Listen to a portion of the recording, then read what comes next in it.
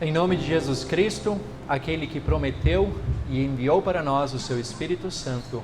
Amém. Todos nós passamos por momentos em que ficamos desanimados e desmotivados. A perda de algo ou alguém importante, um plano que não dá certo, um conflito com alguém. As coisas, quando elas não acontecem como gostaríamos, como esperávamos, como planejávamos. Enfim, são várias as possibilidades, várias as circunstâncias que podem nos frustrar e nos decepcionar. E quando enfrentamos essas situações, é normal a gente ficar triste, ficarmos abatidos. E nesses momentos, palavras de esperança, elas são fundamentais. Palavras que tragam boas expectativas, elas são necessárias para que possamos restabelecer o nosso ânimo e assim seguir em frente. O povo do Rio Grande do Sul, mais do que nunca, está precisando dessas palavras de esperança e de ânimo diante da grande calamidade que estão vivendo. O profeta Ezequiel, no seu livro, capítulo 37, ele nos oferece essas palavras de esperança. São palavras de encorajamento e motivação para pessoas abatidas e sem esperança. E essas pessoas lá no Antigo Testamento eram o povo de Israel. Eles estavam longe de sua terra, estavam no cativeiro da Babilônia, em um profundo desânimo e em uma profunda decepção. Eles olhavam para toda aquela situação, longe de suas casas, longe de suas rotinas, longe do seu templo, da sua cidade, Jerusalém, e lamentavam: os nossos ossos estão secos, perdemos a nossa esperança, fomos exterminados. Aquela situação era consequência de pecados que eles haviam cometido. Eles haviam quebrado a aliança e se desviado dos santos desígnios que Deus tinha estabelecido para eles. No entanto, esse mesmo Deus que permitiu que eles sofressem as consequências por sua rebeldia, ele também fala no mesmo livro de Ezequiel, um pouco antes, no capítulo 33, o seguinte: tão certo como eu vivo, não tenho prazer na morte do ímpio, mas em que o ímpio se converta do seu caminho e viva. Convertam-se, diz Deus. A conversão, o arrependimento, sempre será o desejo de Deus. E quando isso acontece, Deus está pronto para perdoar. E o importante é que o próprio Deus conduz nesse processo de conversão e de arrependimento. E por isso, a visão do Vale de Ossos Secos foi concedida a Israel, para trazer justamente esperança àquele povo desanimado. Nessa visão, é possível perceber um detalhe interessante: aqueles ossos estavam jogados em um vale a céu aberto. Eles não haviam sido sepultados, não haviam sido enterrados. E naquela época, pessoas amaldiçoadas eram tratadas assim. Pessoas que, por causa de sua conduta, tinham sido amaldiçoadas, não recebiam sepultamento e nem enterro. Aquelas pessoas não tinham nenhuma dignidade para serem restauradas à vida. Se isso acontecesse, seria unicamente pela graça de Deus. Somente o próprio Deus poderia voltar a dar vida àquele vale de ossos secos. E Deus fez então Ezequiel, o profeta, andar por aquele vale de ossos. Ele perguntou: será que esses ossos podem reviver?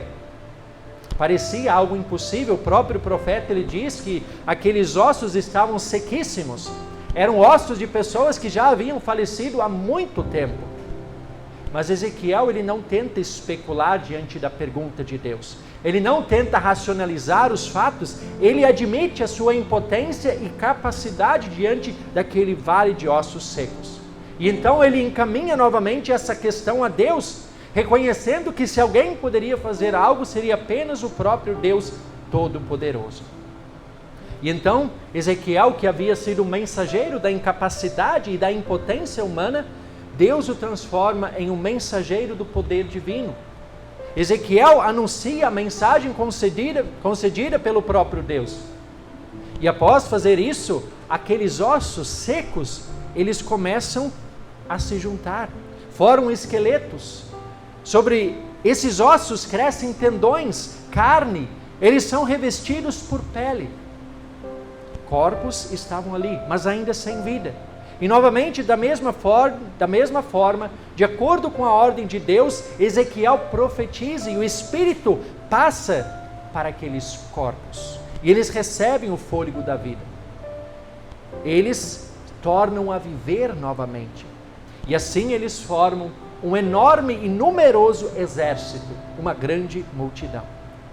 E Deus, no final do texto, ele explica que aqueles ossos secos eram a casa de Israel, todo o povo de Israel. E que aquilo que Ezequiel viu representava o que Deus faria com o seu povo. Deus traria de volta o seu povo. Eles estavam sim sofrendo no exílio, mas eles voltariam para casa. E o próprio Deus faria isso. Mas mais importante do que isso, Deus colocaria neles o seu Espírito, regenerando os seus corações, tornando-os novas criaturas. Deus, ele prometeu enviar o Espírito Santo desde o Antigo Testamento. São várias as passagens que falam sobre isso. E essa promessa se cumpre no dia de Pentecostes. Por isso, o apóstolo Pedro, em seu sermão de Pentecostes, inclusive, ele menciona uma outra passagem que fala dessa promessa.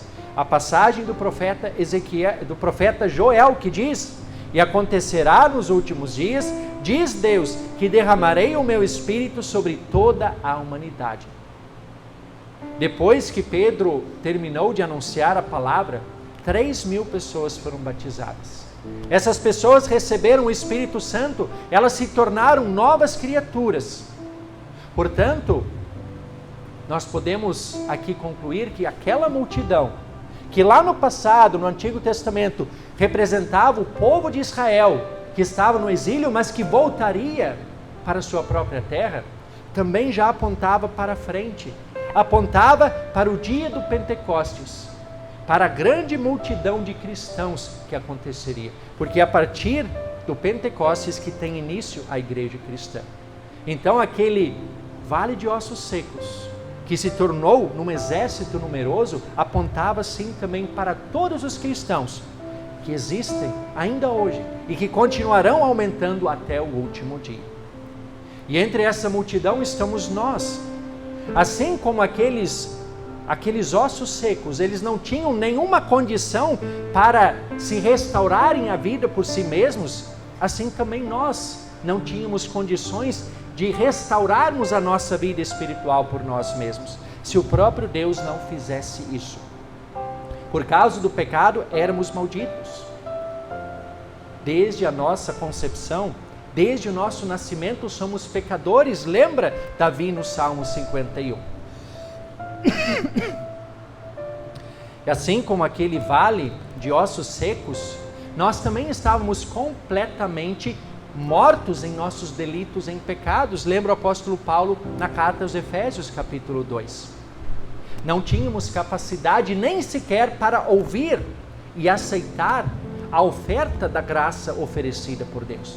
Porque quem está morto não ouve, quem está morto não vê, quem está morto não tem qualquer iniciativa. Era necessário Deus agir, e assim aconteceu. Assim como aqueles ossos secos voltaram à vida, também nós fomos regenerados unicamente pela graça de Deus. Pelo poder de sua palavra, nós recebemos ouvidos para ouvir, nós recebemos olhos para ver, nós recebemos a fé.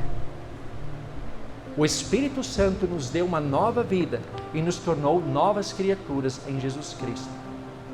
Ainda assim, enquanto nós habitarmos este mundo que geme por causa das consequências do pecado, como diz Paulo em Romanos capítulo 1, em muitos momentos nós também poderemos sentir tristeza, poderemos nos sentir oprimidos, prejudicados diante das difíceis circunstâncias que poderão surgir ao longo da vida. Situações que podem sim nos fazer sofrer, que podem nos fazer sofrer como sofreram os israelitas no cativeiro. Situações que podem nos deixar desesperançados, assim como o povo de Israel também ficou desesperançado.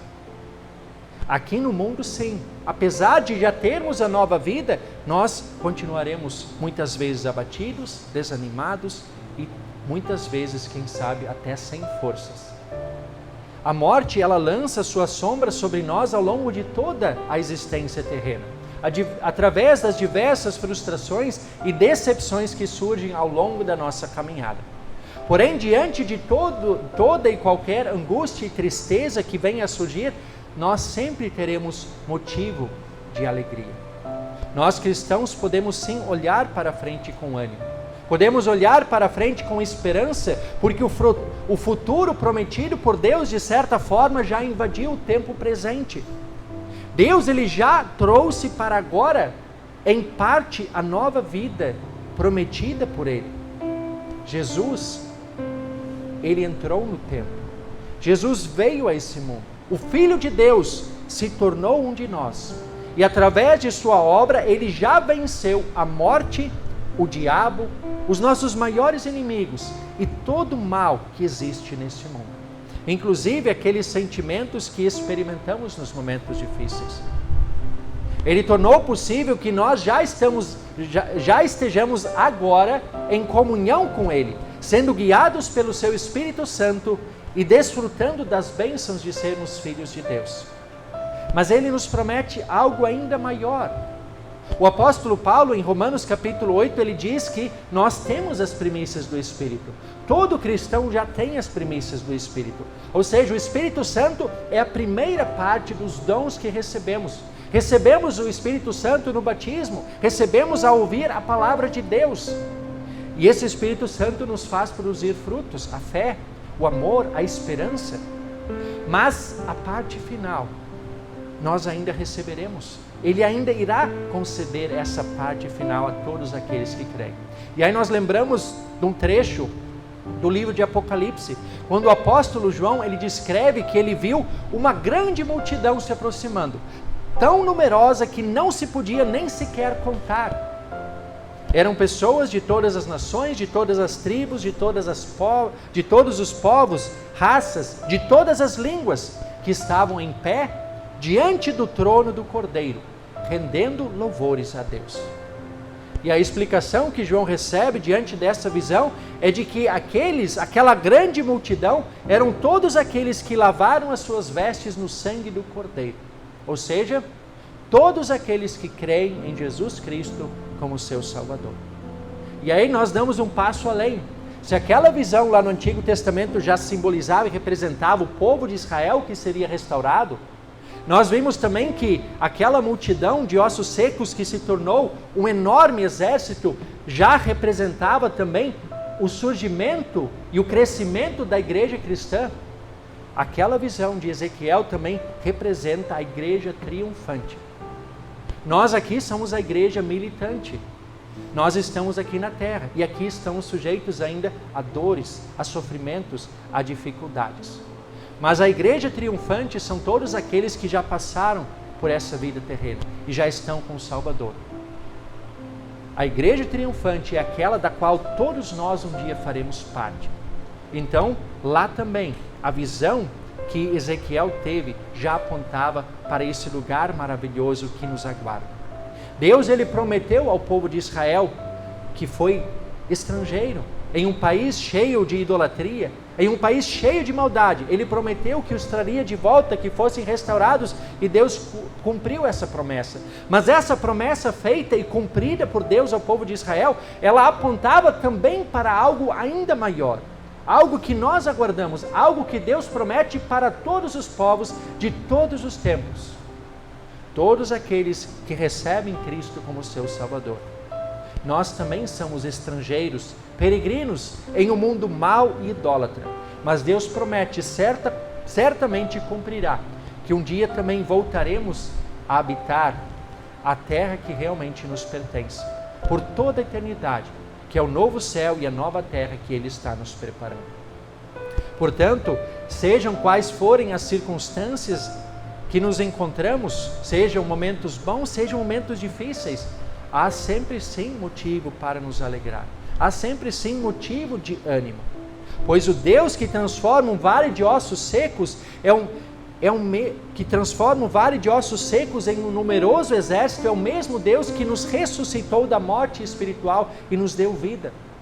É o mesmo Deus que no último dia abrirá as nossas sepulturas e também reunirá os nossos ossos secos e nos levantará da morte e nos tornará seres humanos perfeitos. Tão perfeitos como jamais conseguiríamos ser nesta vida. É o mesmo Deus que também está ao nosso lado a cada dia, perdoando os nossos pecados, nos socorrendo, nos amparando, nos guiando e nos guardando.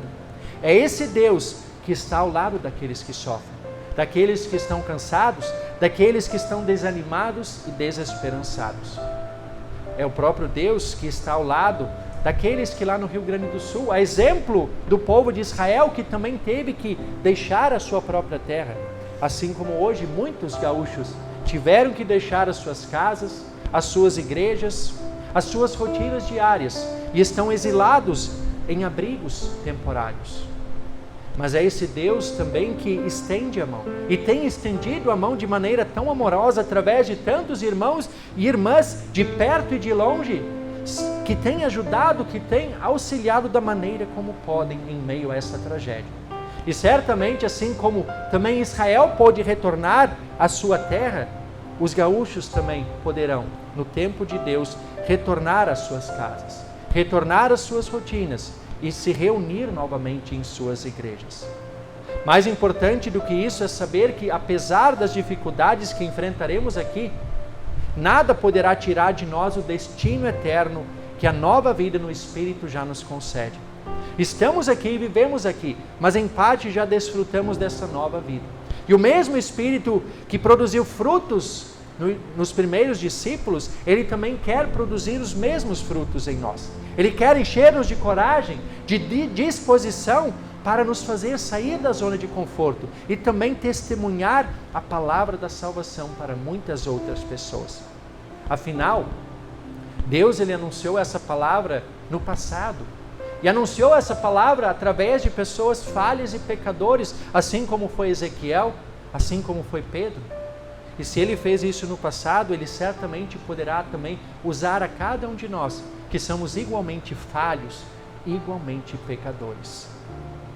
Porque no fim das contas, nós sabemos que o poder jamais estará em nenhum ser humano, mas o poder sempre estará aqui, na palavra do próprio Deus. Palavra que foi inspirada pelo Espírito Santo e palavra pela qual nós recebemos o Espírito Santo. E é Ele quem nos leva ao arrependimento. É Ele quem nos leva à fé. É Ele quem conduz a nossa vida espiritual aqui no mundo, mesmo em meio às dificuldades, até recebermos a coroa da vida eterna e também fazermos parte daquela grande multidão, rendendo louvores diante do Cordeiro, a grande igreja triunfante na eternidade. Amém.